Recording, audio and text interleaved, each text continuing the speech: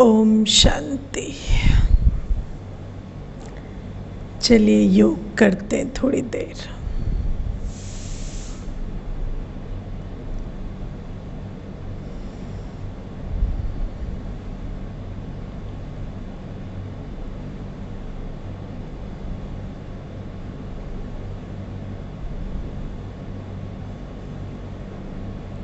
शरीर को बिल्कुल स्थिर रखें।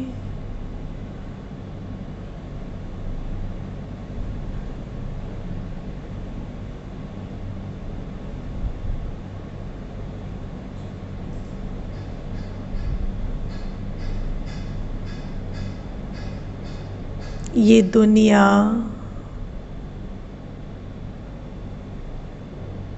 आज भय, चिंता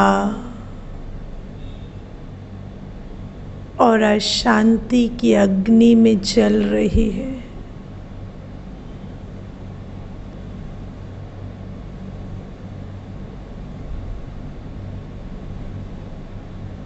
सारा दिन मेरा बुद्धि योग इस पुरानी दुनिया के साथ रहता है।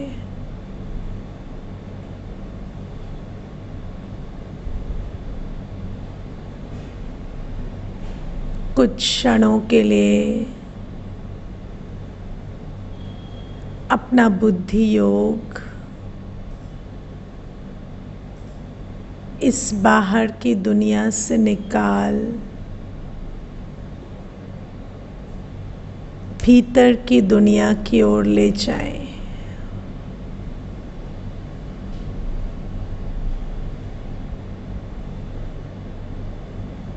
देखें स्वयं को।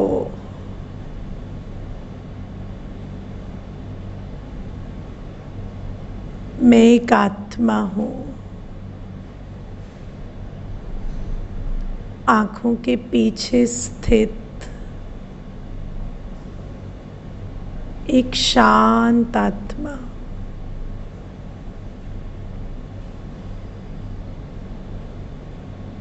मेरा गुण धर्म शांति है।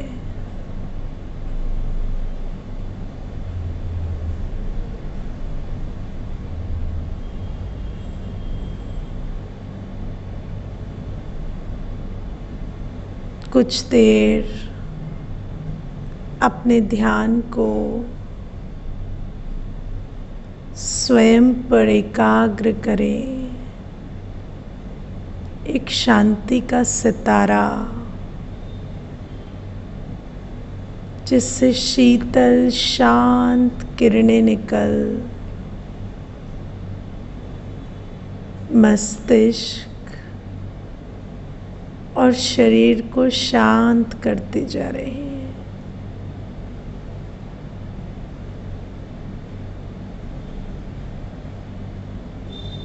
मैं शांत स्वरूप हूँ, शांति का पुंज हूँ।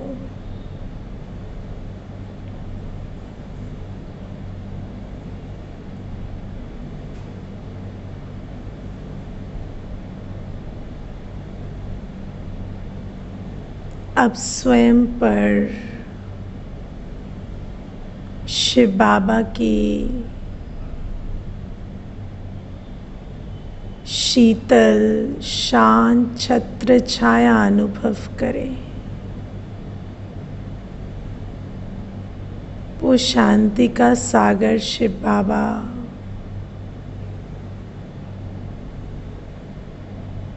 मेरे ऊपर शांति का सागर छत्र छाया बनाए हुए हैं।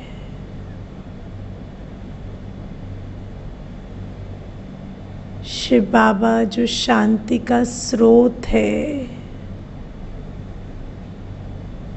उससे शांति की शक्ति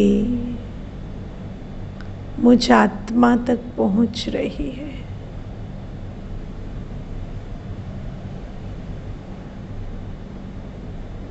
मैं आत्मा इस शांति की छत्र छाया शांति के आंचल के नीचे बहुत हल्की, रिलैक्स्ड, उन्मुक्त अनुभव कर रही हूँ।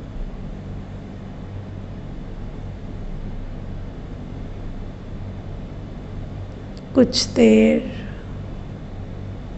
इस सुंदर अनुभव में बैठे।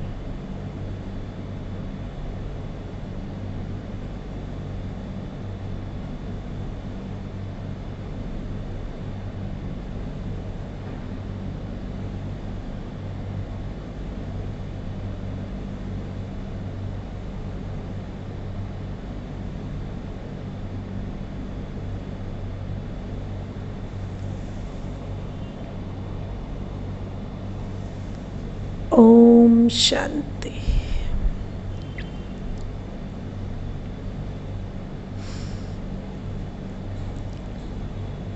आप देखिए, इस घड़ी इस दुनिया में मिलियंस ऑफ इवेंट्स हो रहे हैं, है ना। सहस्त्रों घटनाएं हो रही हैं। हर 1 इंच की दूरी पर कितनी सारी घटनाएं हो रही हैं।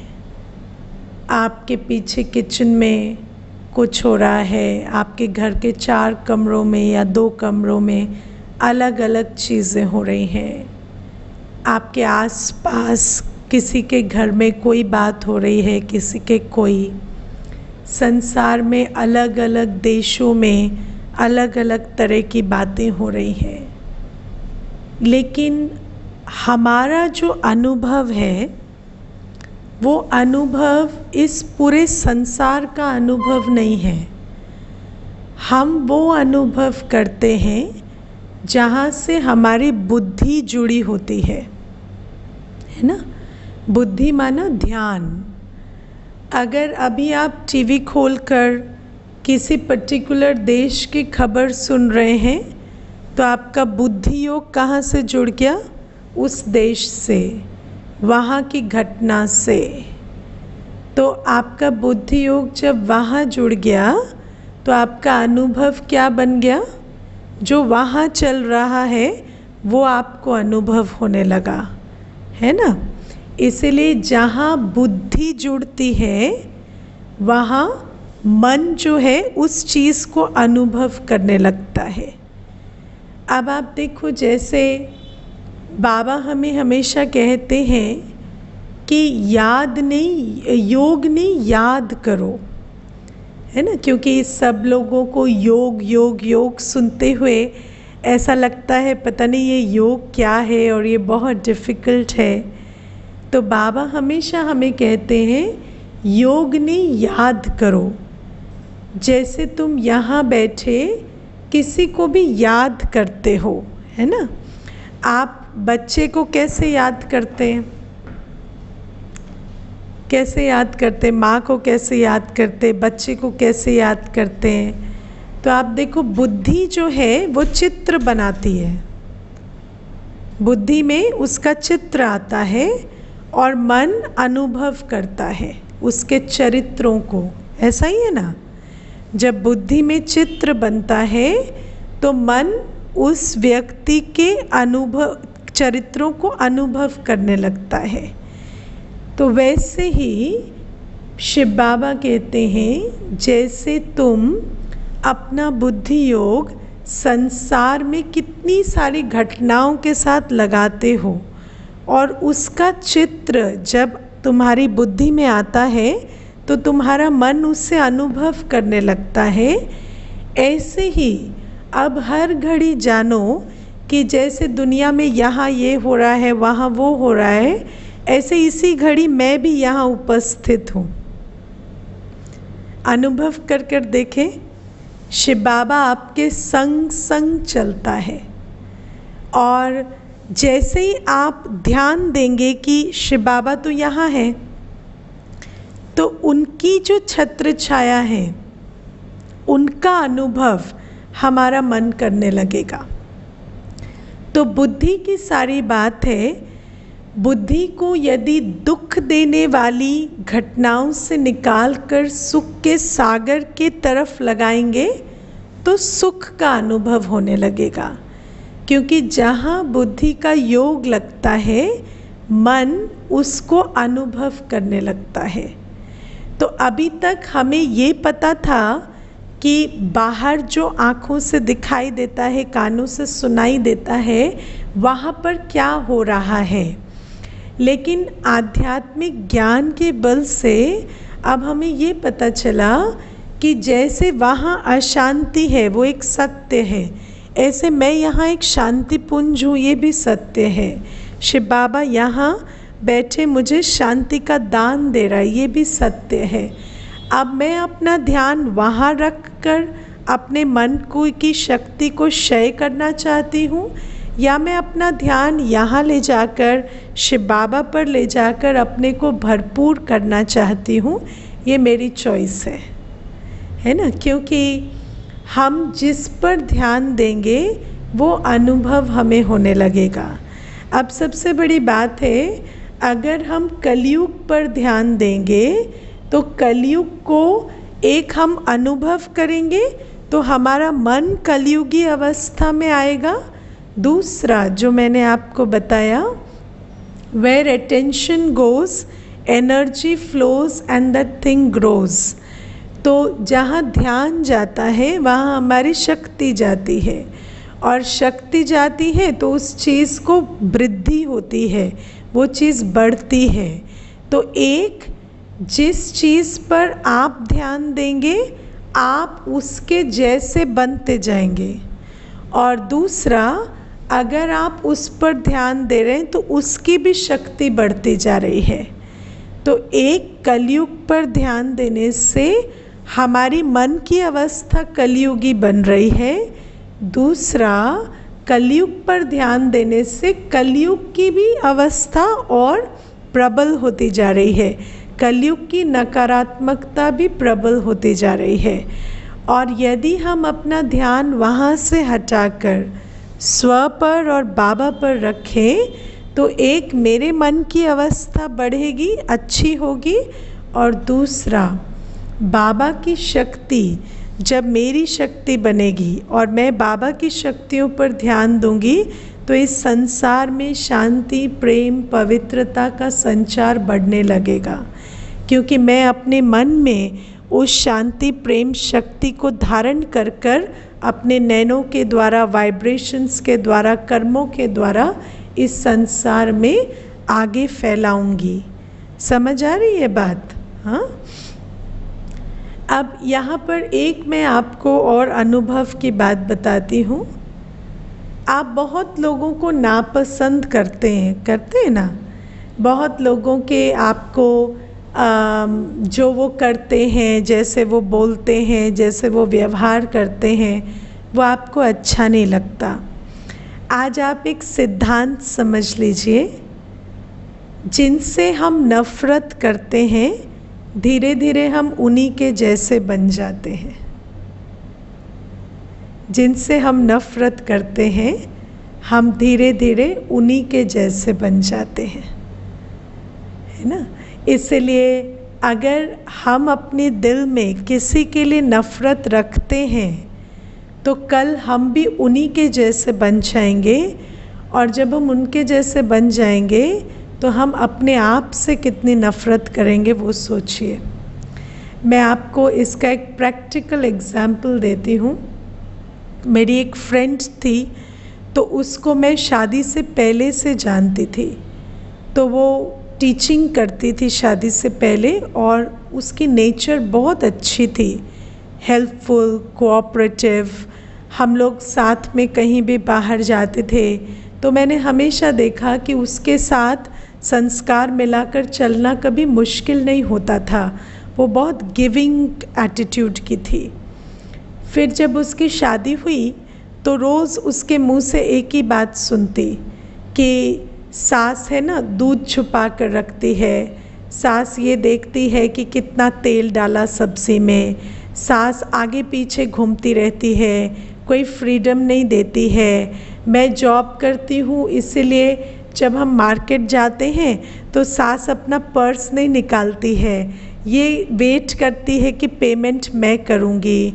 तो इस तरह की बातें रोज़ होती थी।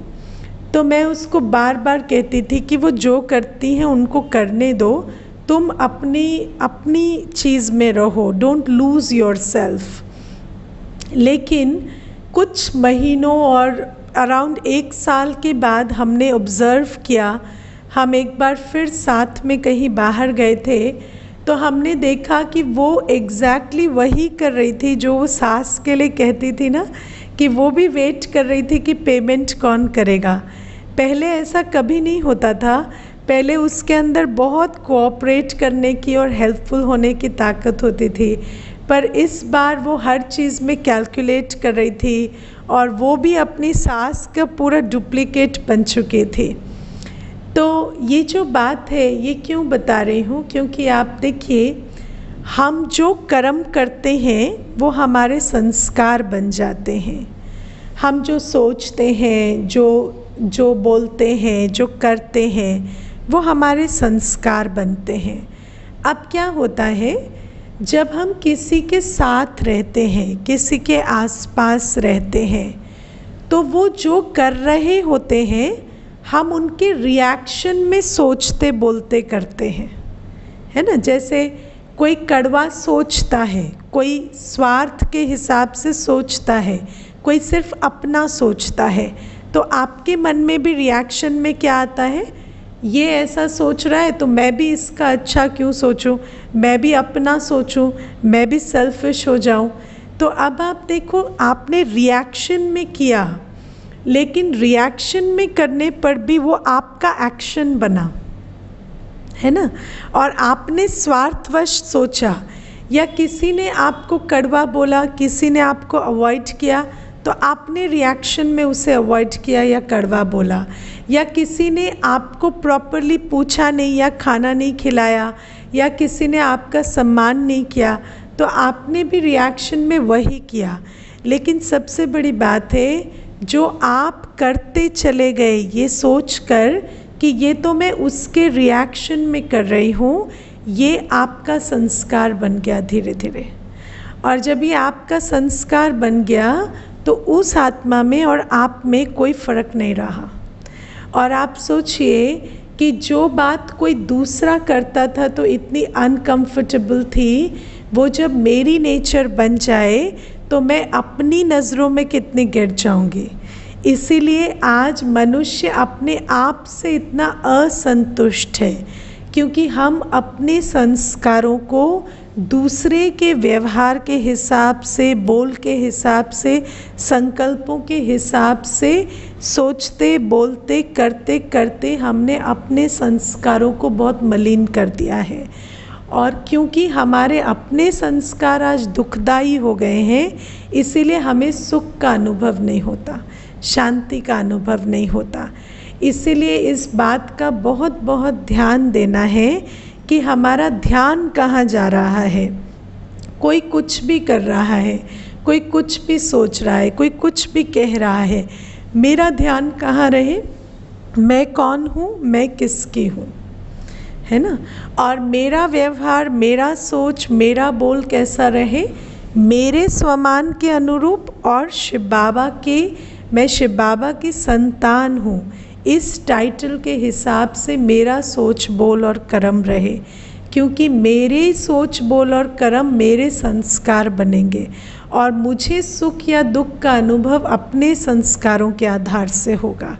बात समझ आ रही है ना। इसीलिए बाबा बार बार कहते हैं कि मेरी उपस्थिति और अपने गुणों के साथ अपना योग लगा कर रखो।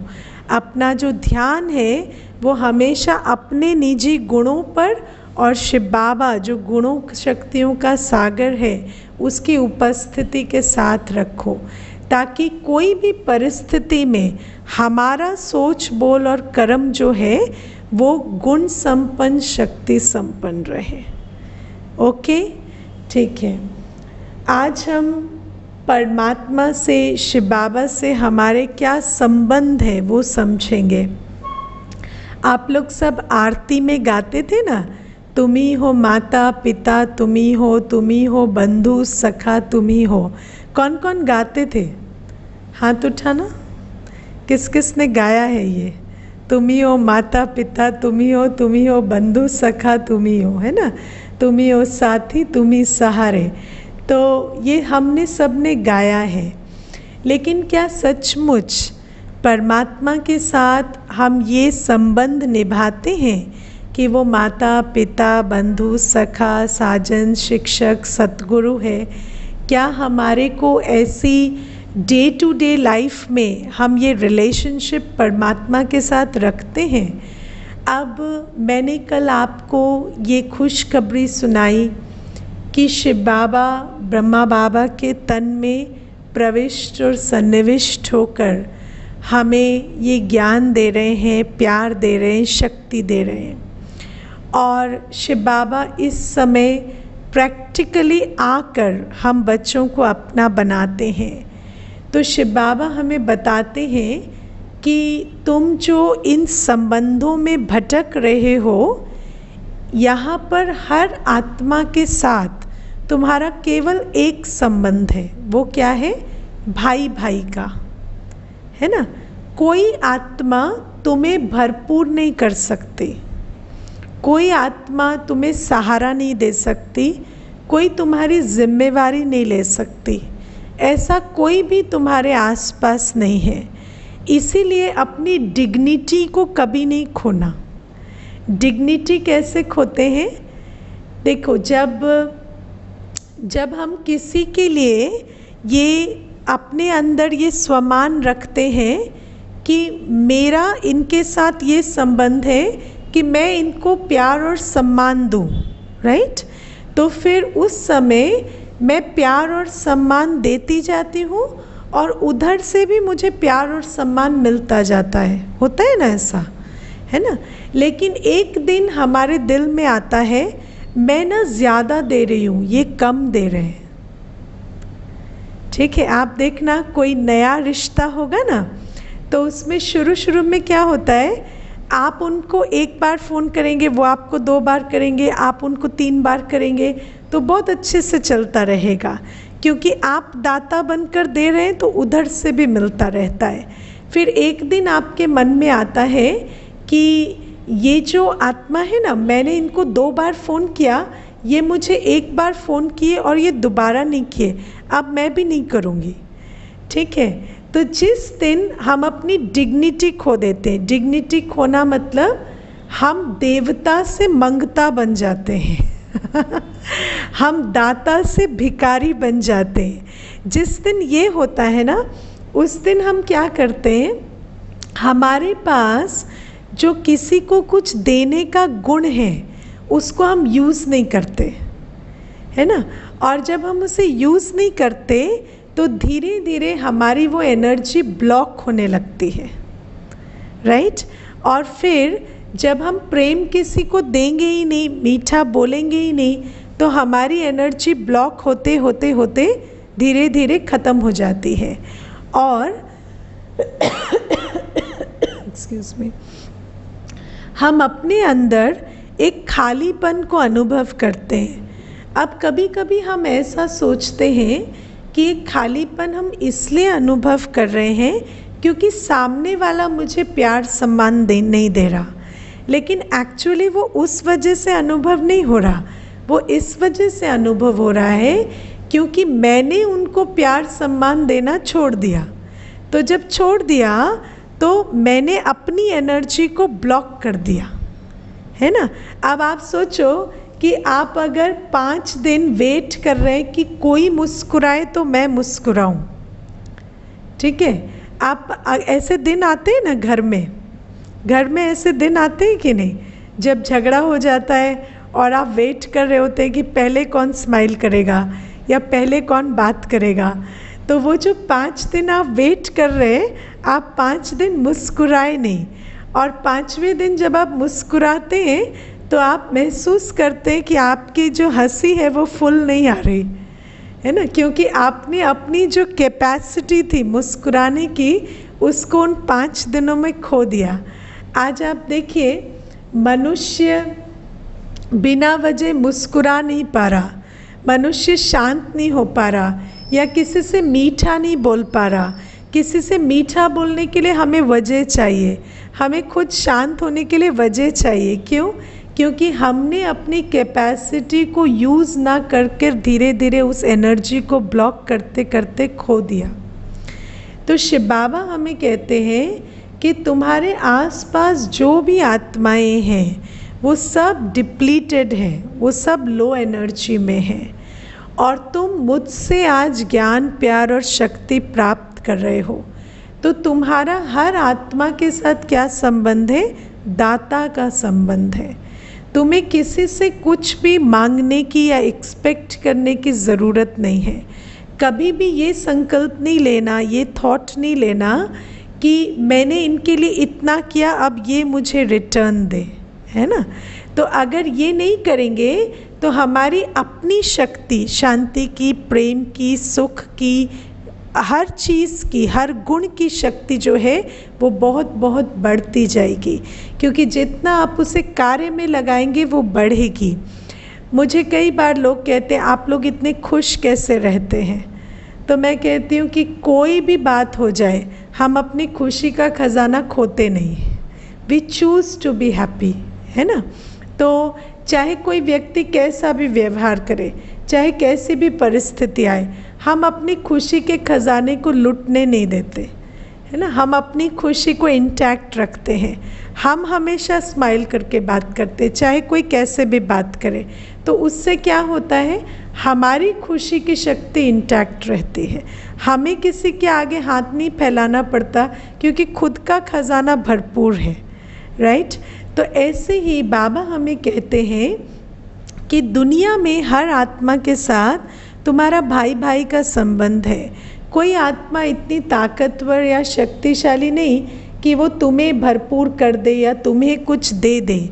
तो तुम्हें क्या करना है, तुम्हें यथाशक्ति, यथा योग्यता हर एक को देने की कोशिश करनी है। और अगर तुमसे नहीं हो पा रहा तो दो मत, लेकिन अपनी एनर्जी को ब्लॉक मत करो, है ना। अपनी खुशी को जाने मत दो, अपने अंदर के मन को मैला मत करो। आपके पास कितने मन है? 2, 4, 6 कितने हैं? एक मन है ना, एक मन है। अब हम क्या करते हैं, उसको किसी की बात से मैला करते हैं, फिर उस मैले मन से बाकी सबके ऊपर, सबके लिए कैसे संकल्प चलाते हैं। जैसे ऑफिस में बॉस की बात से मन मैला होगा, और फिर घर आएंगे और उस मैले मन से प्यार तो निकल नहीं सकता, तो फिर बच्चों को भी क्या देते हैं, बच्चों को भी कड़वे बोल देते हैं, बच्चों को भी उसी तरह की जो इरिटेशन की एनर्जी देते हैं। और फिर एक रिश्ता जो खराब था उसके कारण कई रिश्ते धीरे धीरे खराब हो जाते हैं। तो इसीलिए शिव बाबा हमें कहते हैं तुम अपने स्वमान को याद रखो कि तुम कौन हो, और हर आत्मा जो तुम्हारे पास है वो भाई भाई है। कोई बड़ी पोजीशन में है, कोई तुमसे एज में बड़ा है, इसका मतलब ये नहीं है कि वो तुम्हें प्यार, शांति देने के लिए ज़्यादा इक्विप्ड है और तुम कम हो। नहीं, तुम शांति के सागर की संतान हो, प्रेम के सागर की संतान हो। तुम अपने आप को स्वमान से भरपूर रख, जितना हो सके अपनी एनर्जी में स्थित रहो। किसी दूसरे से एक्सपेक्ट करके अपनी एनर्जी को ब्लॉक मत करो, राइट। और दूसरी बात बाबा हमें बताते, तुम्हें जो कुछ चाहिए वो सब कुछ तुम्हें देने वाला मैं हूँ, है ना। तुम्हें जब भी कुछ चाहिए तो तुम मुझसे लो। तो मैं तुम्हारे साथ 9 संबंधों में स्थित हूँ। वो 9 संबंध क्या है? मैं तुम्हारा पिता हूँ, टीचर हूँ, सतगुरु हूँ, माता हूँ, बंधु हूँ, सखा हूँ। मैं तुम्हारा साजन हूँ, तुम्हारा डॉक्टर हूँ, और तुम्हारा बच्चा भी हूँ। ओके। तो परमात्मा के साथ हमारे 9 संबंध हैं। बाप, टीचर, सतगुरु, माता, बंधु, सखा, साजन, सर्जन या डॉक्टर, और बच्चा। ये हमारे शिव बाबा के साथ संबंध है। आपने कभी ऐसा केस सुना है कि कोई बच्चा जो है बहुत सालों से बिछड़ गया हो अपने पेरेंट्स से, पैदा होते ही बिछड़ गया हो, जब वो 30 साल के बाद अपने माता पिता से मिलेगा तो क्या वो उनके साथ बहुत प्यार से गले लग पाएगा? नहीं, है ना। और उसको तो उसको माँ बोलना या पिता बोलना भी नहीं आएगा। क्यों? हैं तो माता पिता, लेकिन बहुत समय से कनेक्शन लूज़ हो गया है ना। और उस कनेक्शन लूज़ होने के दौरान माता पिता का प्यार नहीं मिला, तो उस प्यार के लिए वो भटका भी है इधर उधर। तो जब वो भटक रहा था तो उसका कईयों ने दिल भी तोड़ा है, तो इसीलिए वो ब्रोकन हार्ट के साथ उसको ट्रस्ट भी नहीं आ रहा और वो कनेक्शन भी नहीं बैठ रहा। ऐसे ही शिव बाबा जो हमारा सर्व संबंधी है, उसके साथ हम कई जन्मों से कनेक्शन में नहीं है। इसी कारण अभी आप बाबा कहते भी है ना, तो बाबा मुंह से निकलता है, दिल से नहीं निकलता, है ना। लेकिन अगर आप अभी हम सब अपनी अपनी जगह पर बैठे बहुत प्यार से बाबा कहेंगे और कोशिश करेंगे वो दिल से निकले, है ना। वो परमात्मा के लिए जो बाबा है, वो मेरा पिता है, ये दिल से निकले। चलिए अपनी अपनी जगह पर आप करिए और मैं यहाँ पर बोलती हूँ। बाबा, मेरा मीठा बाबा, मेरा प्यारा बाबा, शुक्रिया बाबा, है ना। अब आप देखो कि ये भी जो शब्द हैं, कई बोले होंगे, कई नहीं बोले होंगे, और कईयों के मुख से निकलता है, दिल तक नहीं पहुंचता है। क्यों नहीं पहुंचता? क्योंकि वो जिगरी प्यार जो था उसकी रगें सूख गई हैं, है ना। इसीलिए तो हमें ये मेडिटेशन कमेंट्रीज़ की ज़रूरत पड़ती है ना। इतनी मेडिटेशन कमेंट्रीज़ की हमें क्यों ज़रूरत पड़ती है? अपने पिता से बात करने के लिए। अब मैं आपको अगर कहूँ कि आप आज अपने पिताजी को से बात करिए, मैं आपको एक मेडिटेशन कमेंट्री देती हूँ मैं आपको कमेंट्री देती हूँ कि पिताजी का आह्वान कीजिए, उन्हें प्यार से निहारिए, उनको कहिए कि आज पिताजी मुझे कितने दिनों बाद आप मिले हैं, मुझे आपसे मिलकर बहुत खुशी हो रही है। तो आपको कितनी हंसी आएगी, है ना। क्यों? क्योंकि जो मेरा पिता है उससे बात करने के लिए मुझे कोई कमेंट्री की ज़रूरत नहीं है। लेकिन प्रॉब्लम ये है कि इतने सालों से, इतने जन्मों से वो जो कनेक्शन टूट गया, उसके कारण वो रगें सूख गई हैं, और उनको रिवाइव करने के लिए, उनको दोबारा से हरा करने के लिए ये सारा कुछ करना पड़ रहा है।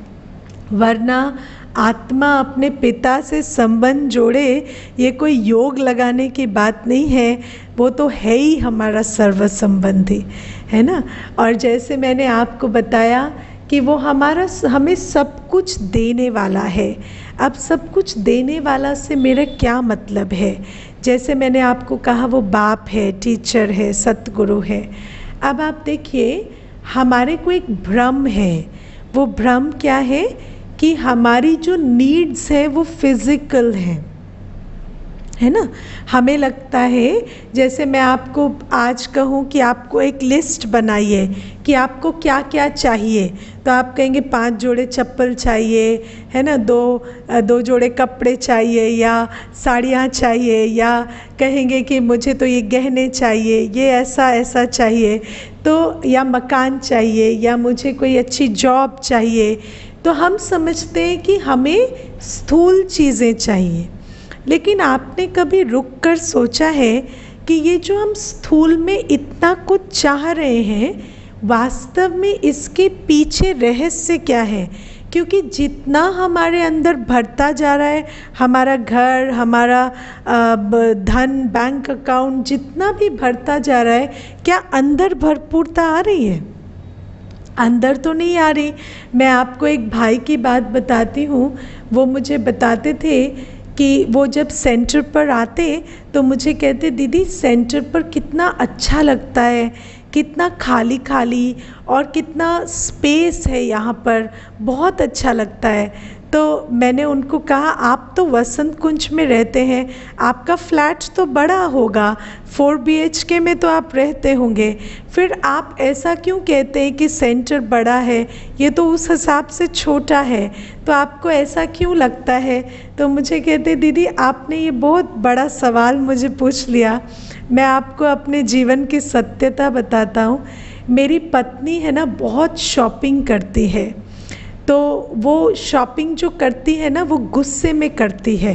वो बुटीक चलाती है, उसके पास बहुत पैसे हैं, और वो क्या करती है, वो बहुत शॉपिंग करके उसने हर जगह सामान भर रखा है, अलमारियों में, टेबल के नीचे, कुर्सी के नीचे, हर जगह पर सामान ही सामान है। तो मैंने उनको कहा कि ऐसा क्यों है, वो इतनी शॉपिंग क्यों करती है, उसमें आपको क्या वजह नज़र आती है। तो मुझे कहते दीदी मैं है ना जब शादी हुई तो कुछ कारणों से मुझे बाहर रहना पड़ता था, मेरी जॉब ऐसी थी, तो वो हमेशा माँ के साथ रही और माँ बीमार रहती थी, तो उसको कभी प्यार नहीं मिला, उसने खाली पूरी जीवन जो है सेवा में लगाई। तो उसके अंदर हमेशा ये रहा कि मैंने तुम्हारी माँ से शादी थोड़ी की थी, तुमसे शादी की थी और तुमने मुझे कभी टाइम नहीं दिया। तो वो हमेशा चिढ़ती रही, और वो चिड़चिड़ाहट जो है अब इतनी बढ़ गई है कि वो पूरे दिन सामान खरीदती रहती है, विंडो शॉपिंग से लेकर ऑनलाइन शॉपिंग से लेकर प्रैक्टिकल दुकानों पे शॉपिंग, वो कुछ नहीं छोड़ती है। तो अब आप देखो कि ये जो आत्मा जो बाहर भरपूर करने की कोशिश कर रही है सामान से, वो आंतरिक भरपूरता है, प्रेम की कमी है, खुशी की कमी है। तो वास्तव में हम जो भी कुछ बाहर से भरपूर करने की कोशिश कर रहे हैं ना, वास्तव में वो कमी अंदर है, और क्योंकि वो अंदर की कमी है तो वो स्थूल चीज़ों से पूरी नहीं हो रही, पर हम उस उम्मीद में उस जो शॉपिंग को, घूमने फिरने को, एक्सरसाइज को एक्सेस करते करते करते जा रहे हैं, और हमें लग रहा है कभी तो हम शांत हो जाएंगे, कभी तो हम संतुष्ट महसूस करेंगे, कभी तो हमें खुशी होगी, लेकिन वो दिन नहीं आ रहा और हम उसके पीछे ये सब करते ही जा रहे हैं। और पावर चाहिए, और पैसा चाहिए, और एप्रिसिएशन चाहिए, और कॉम्प्लीमेंट्स चाहिए, लेकिन वो अंदर की जो खालीपन है वो भरपूर नहीं हो रहा। अब मैं आपको बताती हूँ रहस्य। जैसे मैंने आपको कहा ना, शिव बाबा हमारे को भरपूर करने वाला है, तो भरपूर करने वाले से पहले हमें ये समझना होगा हमारी जो खालीपन है वो भीतर का खालीपन है। और आत्मा किस चीज़ से खाली है? 7 गुणों से, है ना। वो 7 गुण कौन से हैं? ज्ञान, पवित्रता, शांति, प्रेम, सुख, आनंद और शक्ति। अब आप देखिए हम इस खालीपन को कैसे भरने की कोशिश कर रहे हैं। हमें सत्य ज्ञान नहीं मिल पा रहा, तो हम उस सत्य ज्ञान की खोज में बहुत सारी इन्फॉर्मेशन ले रहे हैं, है ना। हम कोई न्यूज़ नहीं छोड़ना चाहते, हम गूगल पर कोई खबर नहीं छोड़ना चाहते, कोई इन्फॉर्मेशन नहीं छोड़ना चाहते, क्योंकि हमें ऐसा लगता है कि हम जब बहुत इन्फॉर्म्ड हो जाएंगे तो हमारे को ये फीलिंग आएगी कि मैं कंट्रोल में हूँ, मुझे पता है। लेकिन कितनी भी हम इन्फॉर्मेशन ले लें, हमारे अंदर ज्ञान की कमी हमेशा रहती है, और इसी कारण इतना सब कुछ सुनने के बाद भी हमें वो फीलिंग नहीं आती कि मुझे सब कुछ पता है और मैं अब अपने ज़िंदगी के कंट्रोल में हूँ। ऐसा हमें फीलिंग नहीं आती। क्यों? क्योंकि ज्ञान जो है वो अंदर भरपूर होना चाहिए, इन्फॉर्मेशन उसका बैड सब्स्टिट्यूट है, वो उसे भरपूर नहीं कर पा रही। ठीक है, तो ज्ञान वो है जो आपको शिव बाबा आज दे रहे हैं, और इसी से ही अंदर भरपूरता आएगी। दूसरा, पवित्रता। आप देखिए हर मनुष्य चाहता है कि मुझे पवित्रता की फीलिंग हो, इसलिए वो क्या करता है? दान पुण्य करता है है ना, ताकि उसको महसूस हो कि मैं भी एक पवित्र आत्मा हूँ, मैं भी पुण्य आत्मा हूँ। मनुष्य जो है वो चोरी का धन भी दान कर देता है, ये सोचने के लिए कि मुझे पवित्रता की फीलिंग आए। मनुष्य भक्ति करता है ना, कुछ दिन हम जल्दी नहाते धोते हैं, उठते हैं और हम तैयार होते हैं। कभी कभी हम बिल्कुल ऐसे क्लीन कपड़े पहनकर मंदिर जाते हैं। ये सब कुछ हम क्यों करते हैं? ताकि हमें अंदर से वो पवित्रता की महसूसता आए कि मेरी भी वैल्यू है, मैं भी प्योर हूँ, मैं भी पुण्य आत्मा हूँ। लेकिन वो सब कुछ करते हुए भी आत्मा को आज आप कहो कि आप तो पवित्र हो, तो उसको ऐसा नहीं लगेगा आपने कॉम्प्लीमेंट दिया, ऐसा लगता है जैसे ताना मारा। आपको कोई अगर आकर कहे आप तो बहुत प्योर आत्मा है, तो ऐसा लगता है जैसे उसने ताना मारा हो, क्योंकि अपने अंदर वो कॉन्फिडेंस नहीं आता कि मैं वास्तव में प्योर हूँ।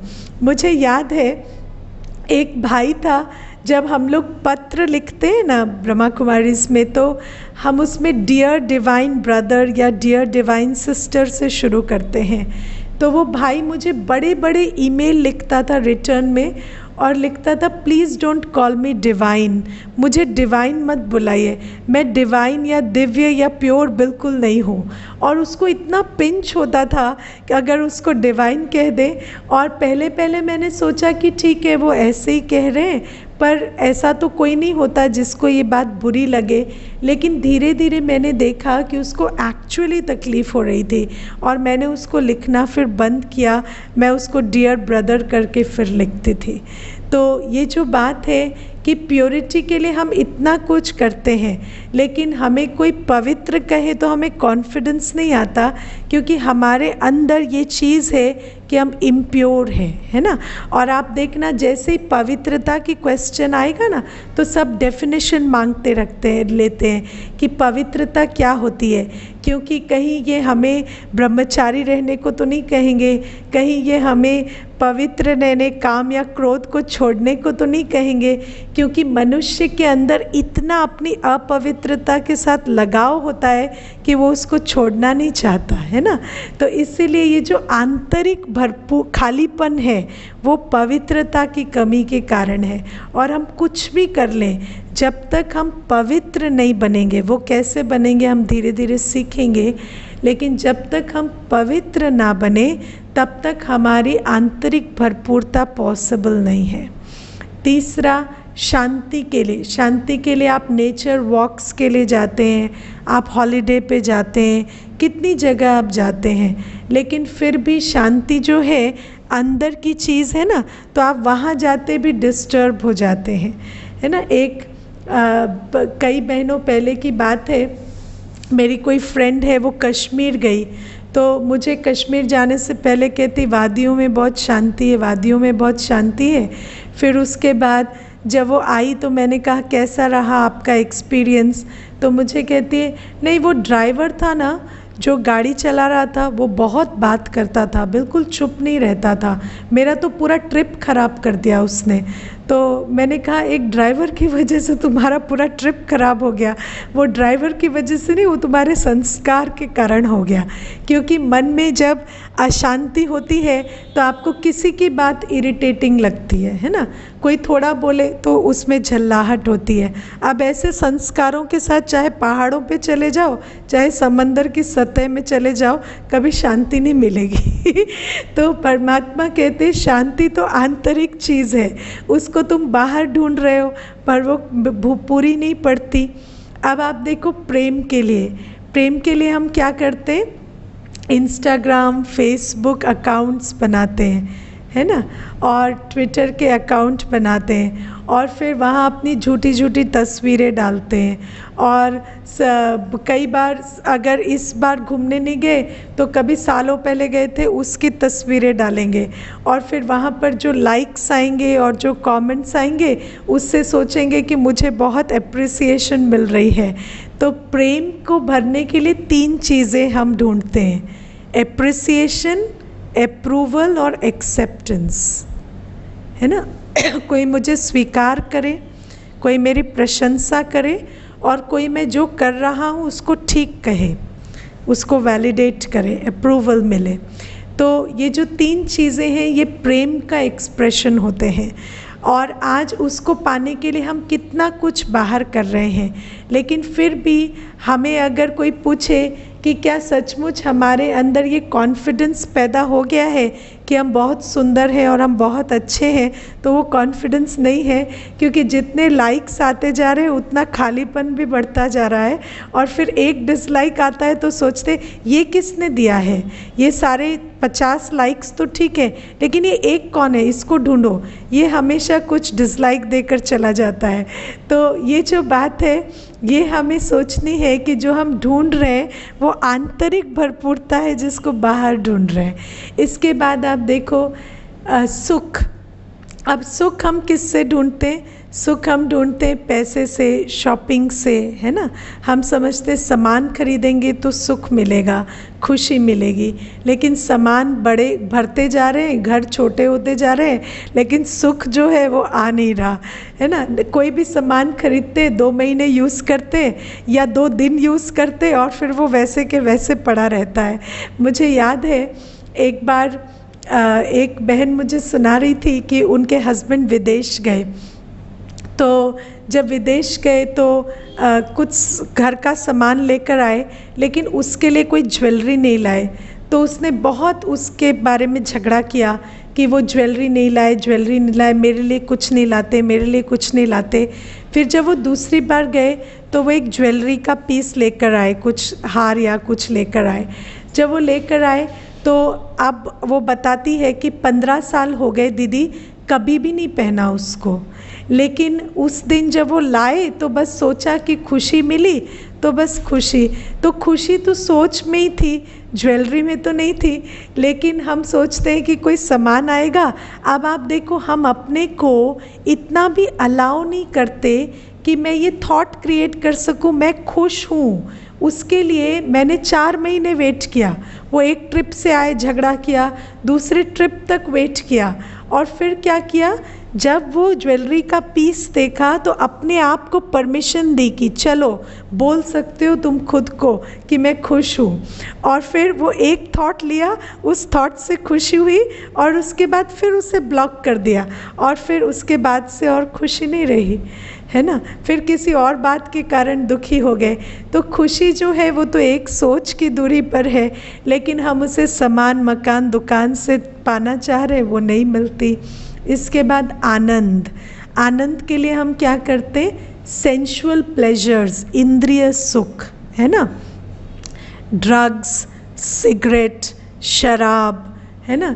कभी कभी बहुत भोजन, है ना, ऐसा भोजन खाएंगे और फिर कहेंगे कि आज तो आनंद ही आ गया जीवन का, क्योंकि इंद्रिय सुख से हम आनंद लेने की कोशिश कर रहे हैं। या काम विकार से, है ना, तो काम विकार से, ड्रग्स से, अल्कोहल से, या इंद्रिय सुख से, खाने का सुख, एक्सरसाइज का सुख, इनसे हम सोचते हैं कि आनंद मिलेगा, लेकिन वो कितने समय?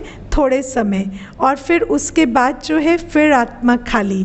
तो जो सच्चा आनंद है वो हमें अंदर जो खालीपन है वो हम बाहर से झूठे आनंद से भरने की कोशिश कर रहे हैं, पर वो खालीपन फिर भी रहता है। और फिर शक्ति के लिए हम कितना कुछ करते हैं, पावर, पोजीशन, है ना, पॉलिटिकल पावर, फिजिकल पावर, है ना, फाइनेंशियल पावर। हम इतने इकोनॉमिकली स्ट्रॉन्ग रहें, इतने पॉलिटिकली कनेक्टेड रहें, इतने हमारे संपर्क संबंध हो, मेरी पोजीशन इतनी ज़्यादा हो कि हर कोई मुझसे डरे। लेकिन सबसे बड़ी बात है कि जिसके घर में 4 कैमरे लगे हुए हैं वो सबसे ज़्यादा डरा हुआ है। तो इतने सारे आपके सिक्योरिटी इक्विपमेंट है और डर आपको सबसे ज़्यादा लगता है। तो वास्तव में जो बाहर से हम कर रहे हैं उससे शक्ति तो भर नहीं रही। तो ये जो सारी बातें हैं, इसीलिए समझना ज़रूरी है कि सच्चा ज्ञान, पवित्रता, शांति, प्रेम, सुख, आनंद और शक्ति ये शिव बाबा से मिलते हैं। और जब ये मिलते हैं तब आत्मा भरपूर होती है।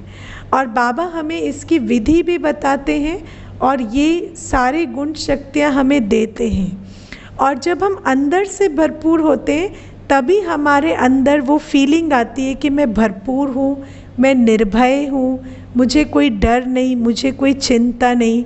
लेकिन बाकी ये जो सारे हम तरीके अपना रहे हैं उनसे वो भरपूरता नहीं आएगी। इसीलिए परमात्मा हमें भरपूर करने वाला है और हमें परमात्मा से लाइट और माइट लेनी है। प्रेम एक एनर्जी है, शांति एक एनर्जी है, वो हमें अपने अंदर भरनी है। हमें कोई सामान, दुकान, मकान के द्वारा वो नहीं भरना है। इस बात को जब हम समझ जाते हैं तो हम परमात्मा को अपना साध्य बनाते हैं, साधन नहीं। अभी तक हम समझते थे कि हमारे जीवन में कमी है भौतिक सुखों की और परमात्मा सिर्फ एक ज़रिया है उनको देने का। लेकिन परमात्मा कोई साधन नहीं है, वो तो साध्य है। हमें बाबा से योग लगाकर बाबा की याद में अपने अंदर को भरते जाना है। जैसे एक तार मेरी बाबा से जुड़ी हुई है और उसमें से शांति का प्रकाश, प्रेम का प्रकाश आकर मेरे अंदर भर रहा है। यही अभ्यास है जिससे हम अंदर भरपूर होंगे। कोई बाहर की चीज़ों से हम अंदर भरपूर नहीं होंगे। साध्य माना एम, वो हमारा एम है, वो हमारा सब कुछ है, वो कोई साधन नहीं है जैसे हमने भक्ति में उसे बना दिया है। ठीक है, ओम शांति। कल हम परमात्मा से सर्व संबंध कैसे निभाएं और परमात्मा हमें बाप, टीचर, सतगुरु के रूप में क्या देते हैं, बाकी संबंधों में क्या देते हैं और कैसे उससे आंतरिक भरपूरता आती है, वो बातें समझेंगे। अभी हम थोड़ा क्वेश्चंस ले लेते हैं। तो शिव बाबा को अपने हार्ट पे ध्यान दे के भी अनुभव कर सकते हैं? नहीं, क्योंकि मैं आत्मा का निवास स्थान ये है ना। और शिव बाबा जो है वो मेरे पास ही, या तो उनको अपने साथ बिठाएं या फिर उनको ऊपर से अनुभव करें। लेकिन हार्ट से यहाँ नीचे से ऊपर की तरफ ऐसे कनेक्शन होना मुश्किल होता है। तो पर आपका निवास स्थान ये है तो शिव बाबा को भी या बगल में बिठाएं या अनुभव करें कि उनकी छत्र छाया आपके ऊपर है। दीदी, अगर कोई खराब करता रहे और हम उसके साथ अच्छा ही करें तो वो हमें बेवकूफ़ तो समझ सकता है। हाँ, पर सबसे बड़ी बात है कि आप समझदार हो और कोई बेवकूफ़ समझे, ये अच्छा है, या आप बेवकूफ़ हैं और वो आपको समझदार समझे, ये अच्छा है। तो अगर हम अपना नुकसान कर रहे हैं अपने मन को ख़राब कर कर, तो हम ऑलरेडी बेवकूफ़ हैं। फिर कोई हमें समझदार समझे, उससे तो ये अच्छा है कि हम समझदार रहें और कोई बेवकूफ़ समझ ले। तो तीसरा क्वेश्चन है, दीदी बहुत इग्नोर करने की कोशिश करती हूँ पर अब खुश नहीं रह पाती, परेशान हो जाती हूँ। तो ये जो कोशिश है, ये कोशिश करते रहना होता है, क्योंकि ये जो जब कोई हमारे को कुछ ऐसा करता है या दिखता है हमें, तो हमें अपने अंदर संकल्प क्रिएट करने होते हैं। मैं आपको एक एग्जाम्पल देती हूँ। जैसे कोई कुछ कह रहा है ना, कोई कुछ एब्यूज़िव कह रहा है, तो आप वहाँ पर अपने को कहें कि ये हो रहा है लेकिन ये मेरे साथ नहीं हो रहा है। ये हो रहा है, वो कह रहे हैं, मैं यहाँ खड़ी भी हूँ लेकिन मैं इसे स्वीकार नहीं रही, तो ये मेरे साथ नहीं हो रहा। ठीक है, जब आप इन छोटी छोटी युक्तियों को अपनाएंगे ना, क्योंकि आप देखिए किसी ने आपको गाली दी, पर आपको वो गाली मिली कैसे? जब आपने उसको एक्सेप्ट किया। अगर आप वहाँ हैं पर आपने उसे एक्सेप्ट नहीं किया तो वो गाली आपको नहीं मिली। तो इसीलिए ये बात समझनी है कि वो तो मुझे जानते ही नहीं कि मैं कौन हूँ, तो वो मेरे बारे में क्या कहेंगे। वो तो बस अपना ओपिनियन एक्सप्रेस कर रहे हैं और जिस आत्मा का जैसा संस्कार है वो वैसा कर्म कर रही है। तो मुझे गाली देने की उसकी क्या ताकत है जो वो मुझे देंगे। तो ये बात आपको वहाँ पर बहुत बार ट्राई करनी पड़ेगी। लेकिन उससे पहले आपको अपने स्वमान को रोज़ योग में बनाना पड़ेगा, ताकि उस स्वमान के साथ जब आप उस परिस्थिति में जाएंगे तो आप ये शब्द अपने को कह सकेंगे कि वो आत्मा अपने संस्कार के वशीभूत कुछ भी कर रही है, पर मुझे वो गाली नहीं दे सकती क्योंकि मैं उसकी गाली स्वीकार ही नहीं कर रही। ठीक है दीदी, जब कोई किसी बात के लिए टॉर्चर करे कि ये बात ऐसी नहीं ऐसे होने चाहिए, तो क्या परेशान ना हो?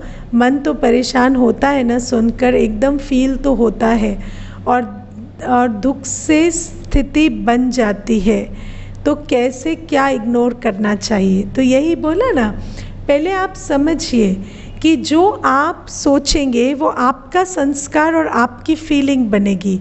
तो इसीलिए वो सब कुछ होते हुए उसके बारे में जो एटीट्यूड आप अपनाएं उसको परिवर्तन करें कि वो मुझे टॉर्चर नहीं कर सकते, क्योंकि मुझे टॉर्चर करने के लिए तो मुझे पार्टिसिपेट करना पड़ेगा ना। लेकिन वो अपना ओपिनियन दे रहे हैं, और कोई ओपिनियन दे रहा है तो उसमें हम किसी को रोक नहीं सकते, वो कह रहे हैं, पर मुझे अपनी आंतरिक खुशी शांति को मेंटेन करना है, और ये सब कुछ अभ्यास से होता है। मैं आपको एक छोटी सी बात बताती हूँ। आज न्यूज़ में कोई भी चीज़ कहीं भी हो रही है, आप उससे दुखी और गुस्सा हो जाते हैं ना, हो जाते हैं ना, चाहे वो आपसे रिलेटेड हो चाहे ना हो, राइट? तो इसका मतलब आप जो चीज़ आपसे रिलेटेड नहीं है उससे भी दुखी हो पा रहे हैं, राइट? तो जो चीज़ आपके ऊपर डायरेक्टली कही जा रही है उससे आप अनअफेक्टेड रहे, ये भी पॉसिबल है, क्योंकि ये दो ऑपोजिट बातें हैं ना। जो चीज़ आपसे संबंध नहीं रखती आप उससे कैसे दुखी हो सकते हैं, लेकिन आप दुखी हो रहे हैं क्योंकि दुखी होने का संस्कार बनाया है। तो जो चीज़ आपसे संबंध रखती है उसके बीच भी आप दुखी ना हो, वो भी पॉसिबल होगा ना, होना तो चाहिए ना। क्योंकि अगर आपके अंदर ये क्षमता है कि जिस चीज़ से आपका कोई लेना देना नहीं है उससे आप दुखी हो पा रहे हैं, तो इसका मतलब ये बात सारी बुद्धि योग की है ना। तो अगर जो चीज़ का आपके साथ आसपास संबंध है, अगर आप अपना बुद्धि योग उससे हटा दें तो आप खुश रह पाएंगे, क्योंकि ये बात मन बुद्धि की है, बात वास्तविकता की नहीं है। क्योंकि अगर वास्तविकता की होती तो जिस बात से आपका कोई लेना देना नहीं है उससे आप गुस्सा या दुखी कैसे हो सकते थे, है ना। तो ये हमें समझना होता है कि हम जो भी अनुभव करते हैं वो इसलिए करते हैं क्योंकि उस चीज़ के साथ हम अपनी बुद्धि को जोड़ते हैं और उसके साथ रिलेट करते हैं और फिर मन अनुभव करता है। तो यदि हम अपना रिलेशन उस बात के प्रति हम ये सोचें कि वो कह रहे हैं, वो उनका ओपिनियन है, लेकिन मैं अपने स्वमान में स्थित हूँ और मैं उस बात को स्वीकार नहीं रही, तो आपको उसका असर नहीं होगा। ये ट्राई कर देखिए, है ना। अच्छा, how to connect with God? There are many things which keep going in mind and does not allow to connect with God. तो प्रैक्टिस है ना, जितना जितना आप प्रैक्टिस करेंगे उससे कनेक्शन बेटर होता जाएगा। There are some days when we feel low and could not sit and figure out why. So even trying to keep ourselves busy does not work at that time. How to change that low feeling? है ना। तो पहले तो उसको label करना छोड़ दीजिए। जैसे फीलिंग आई तो हम उसे कहते हैं ना, मुझे लो फील हो रहा है, लो फील हो रहा है, लो फील हो रहा है। तो पहले तो उसको ब्रांड और लेबल करना बंद कर दीजिए, है ना। अपने आप को कहें आई एम फाइन, सब ठीक है, this is a passing feeling, ये चली जाएगी एंड आई एम फाइन, है ना। तो अपने मन से अपने आप को अलग करिए। मन ऐसा फील कर रहा है but I am low, I am stressed, I am not okay, ये वाले संकल्प नहीं लीजिए। All is well is good, है ना। तो ऑल इज़ वेल चलाइए बुद्धि में। अच्छा, मैं आपको ना एक यहाँ पर चीज़ कहना चाहती हूँ। आप अगर दुखी रहना चाहेंगे ना तो आपको 1 मिनट में करोड़ों रीजंस मिलेंगे, ठीक है। इसलिए रीजंस की वकालत मत कीजिए। ये इतनी बड़ी बात है, ये ऐसा नेगेटिव व्यक्ति है, ये ऐसी परिस्थिति है। क्योंकि परिस्थितियों का, व्यक्तियों का और कारणों का यही काम है कि वो आपको डिस्टर्ब करें। अगर आप डिस्टर्ब होना चाहते हैं तो आप उनकी वकालत करते रहिए और वो आपको डिस्टर्ब करते रहेंगे। लेकिन अगर आप खुश रहना चाहते हैं तो आपको अपने अंदर दृढ़ संकल्प करना पड़ेगा कि मुझे हर सिचुएशन में पॉजिटिव एंगल ढूंढ के खुश रहना है। खुश रहना एक मेहनत है, एक चॉइस है। इसके लिए कोई ऐसा नहीं होगा कि कारण ख़त्म हो जाएंगे। कारण कभी ख़त्म नहीं होंगे और कारण बढ़ते जाएंगे। मैं आपको ये भी बता देती हूँ, ये तो आज कुछ भी नहीं है, कारण धीरे धीरे बढ़ते जाएंगे। इसीलिए कारणों में मत उलझिए, निवारण की तरफ जाइए। और ये आपका अपना फैसला है कि आप खुशी चुनना चाहते हैं या दुख चुनना चाहते हैं। और अगर आप दुखी रहना चाहते हैं तो मेरा कोई भी उत्तर आपको संतुष्ट नहीं कर सकता, और वास्तव में मैं आपको खुश नहीं कर सकती, है ना। मैं आपको सिर्फ इंस्पायर कर सकती हूँ, मैं आपको युक्तियाँ बता सकती हूँ, पर आपको ये पहले चॉइस लेनी पड़ेगी कि मैं खुश रहना चाहती हूँ। और जब आप उस दृढ़ संकल्प के साथ वो चुनाव करेंगे तो आपके लिए वो पॉसिबल होगा। ओके। अच्छा सिस्टर, कल आपने बताया था कि जो ज्ञान हम ले रहे हैं वो एंड तक 5% हो जाता है, तो उसे मेमोराइज रखने के लिए आपकी वीडियो इवनिंग में सुने या फिर नोट्स बनाएं। हाँ, नोट्स बना सकते हैं, दोबारा सुन भी सकते हैं, इट इज़ गुड, है ना। Why people say I love you from core of heart, but love is not created by heart, but in real sense by head, but symbolically we always say it is to be in the heart। हाँ, तो आपको मैं बता दूँ, आपका दिल यहाँ नहीं है, आपका दिल यहाँ है। तो हार्ट मीन्स फीलिंग्स का सेंटर, है ना। तो जब आप किसी को कहते हैं मैंने तुम्हें अपने दिल में बिठा लिया है, तो आप उसको कहाँ बिठाते हैं? यहाँ। तो ये जो आत्मा का निवास स्थान है, दिल माना अपने ध्यान में, अपने सोच में, उसमें बिठाया है।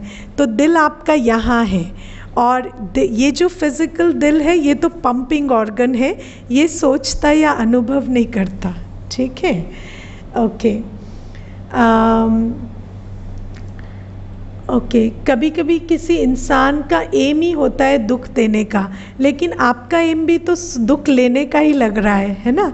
तो दुख दे, उसका एम है दुख देने का, वो देते रहे। आप अपना एम फिक्स करो कि मुझे दुख लेना ही नहीं है, वो कितना भी दुख दे। मैं आपको कई बार कहती हूँ ना, मैं चैलेंज करके दिखाती हूँ, आप मुझे दुख देकर दिखाओ। है ना। जब मैं दुख लूँगी नहीं तो आप ही अल्टीमेटली दुखी हो जाएंगे कि ये तो दुख ले ही नहीं रहे, है ना। मैं इतनी कोशिश कर रही हूँ, ये दुखी नहीं हो रहे, तो आप ही को अल्टीमेटली वो दुख मिलेगा। क्योंकि अगर कोई आपको कोई चीज़ दे रहा है और आप नहीं ले रहे तो वो उसी के पास रहती है। इसीलिए वो जो दुख दे रहा है आप लो मत। As I understand, staying happy is a conscious decision and we have to work towards it. Yes. और उसके लिए आपको बहुत सारे टिप्स मिलेंगे, बहुत सारे फॉर्मूला मिलेंगे, आपको इस ज्ञान की क्लास में स्मृतियाँ मिलेंगी। शिव बाबा हमें बहुत सारे ज्ञान गुण के खजाने देंगे, लेकिन पहले डिसीजन है कि मुझे खुश रहना है। और वो डिसीजन जब हम लेते हैं तब हम इन चीज़ों को काम में लगा पाएंगे, ठीक है। चलिए योग करते हैं।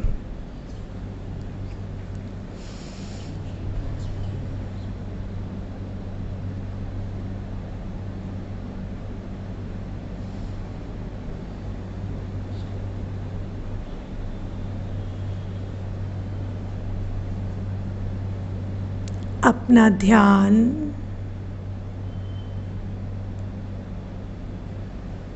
कुछ घड़ियों के लिए स्वयं पर ले आए।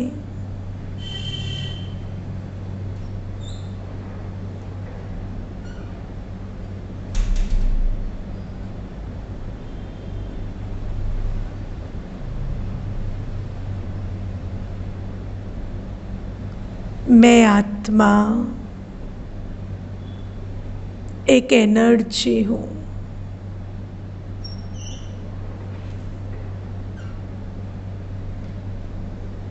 प्रकृति पर स्थित एक एनर्जी।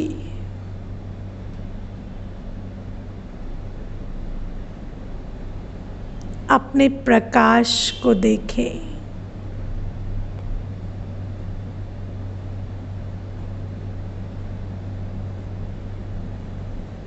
जन्म पुनर्जन्म लेते लेते मुझ आत्मा का प्रकाश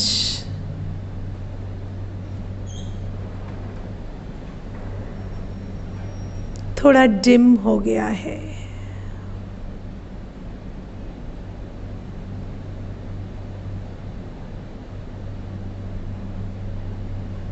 मैं कुछ घड़ियों के लिए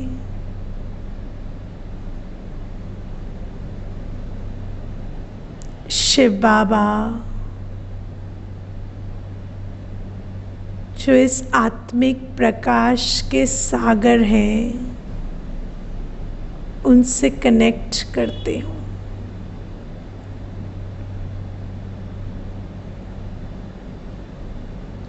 अपना ध्यान ले जाएं शिव बाबा पर जो आपके साथ हैं।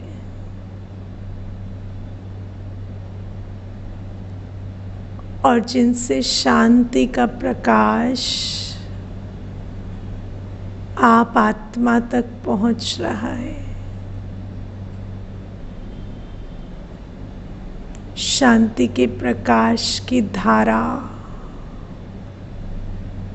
उस स्रोत से मुझ तक पहुंच रही है।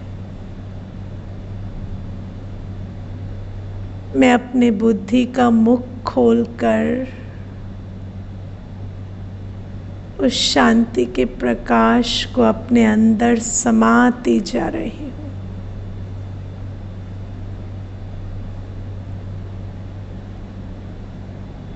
अनुभव करें शांति का सागर शिव बाबा शांति के प्रकाश से मुझे सींच रहा है। और मैं आत्मा अपने मन बुद्धि को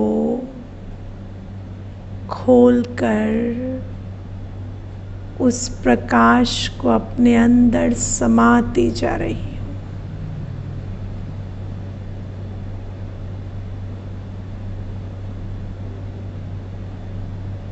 मेरी उज्ज्वलता,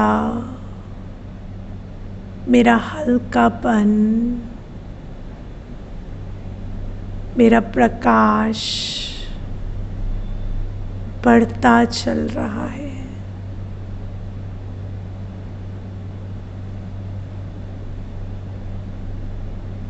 इस सानिध्य में मैं अपने आप को भरपूर अनुभव कर रही हूँ।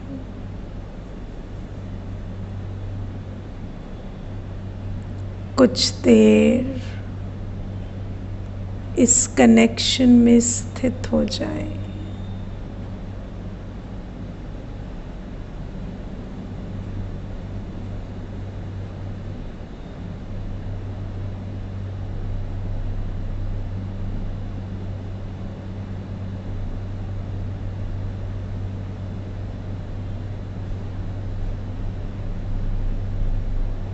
ओम शांति।